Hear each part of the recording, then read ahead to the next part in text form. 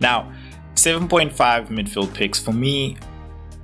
I think, there's a lot of great guys here, starting off with Cody Gakpo having had a very amazing preseason. In fact, really turning my head, in all honesty, considering he's 1 million less than Wirtz, but just afraid of how Wirtz can actually be so effective there. I think he's somebody that could even rival, Palmer, and I think he could be a steal where you don't want to be on a different asset, and then Wirtz really does well, and then now his price is going up and then you trying to get him into your squad. So Cody Gakpo, I think, is at a good price where you can start on somewhere else and then come down to him.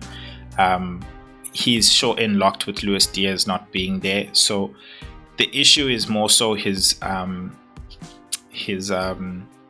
fixtures, along with the fact that they've just got so many players in that attack. The goal share is just going to be really spread out, and at the same time, that he's not the main guy. So 7.5, you want to get somebody who's the main guy, like Eze, who's at Crystal Palace.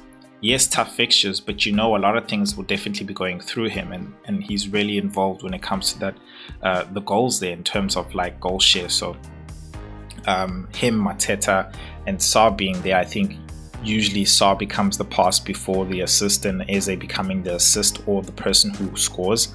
Mateta more so who scores. But yeah, if he stays at Crystal Palace, I think he's definitely one that you can consider, and number one more so than anybody here for me. I think number two, I would put Gibbs White, because nothing's really changed there at Nottingham Forest, in all honesty, besides Elanga leaving, and they've got a new winger there. I don't want to say, I think it's Ndoye, who's been sounding very promising, and from pundits and so on. And so if he comes in and does as well or even better, nothing's really changed. It's the sky's the limit. They've got really great fixtures, and for me, that's why he's really coming in at number 2, Gakpo number 3, because the fixtures not necessarily looking all that great.